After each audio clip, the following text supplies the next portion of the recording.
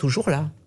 Sur le plan migratoire qui rejoint le plan européen, la présidence française donc, du Conseil de l'Union européenne débutera le 1er janvier et Emmanuel Macron a souligné les contours, dit-il, d'une Europe puissante dans le monde et pleinement souveraine. Il est revenu, il a parlé de la protection des frontières. Finalement, c'est ce que vous ne cessez de répéter. J'imagine que vous êtes d'accord avec lui. C'est toujours le problème avec Emmanuel Macron.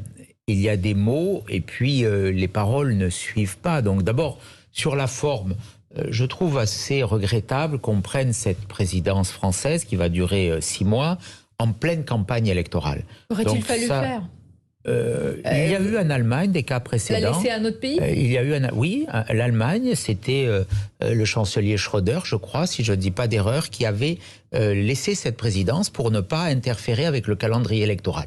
Là, on voit bien que cette présidence, elle va être le support d'une communication électorale. Donc, il y a des paroles qui n'engagent en rien. Bien sûr, tout le monde est d'accord pour dire qu'il faut protéger les frontières extérieures de l'Europe. Pourquoi on ne l'a pas fait avant?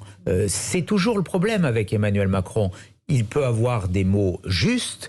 On l'a vu notamment dans les multiples hommages qu'il a prononcés, hélas dans des circonstances tragiques, des discours comme celui des Mureaux sur l'islamisme assez pertinents, et puis des actes d'une faiblesse insigne, parce que le en même temps, j'y reviens, a été à l'œuvre, l'impuissance, l'immobilisme et une forme de lâcheté aussi. Voilà, je le dis sur ces sujets. On va continuer à en parler, notamment avec Cécile Cornudet sur l'Europe, qui a encore des questions à vous poser. Et puis la droite, vous allez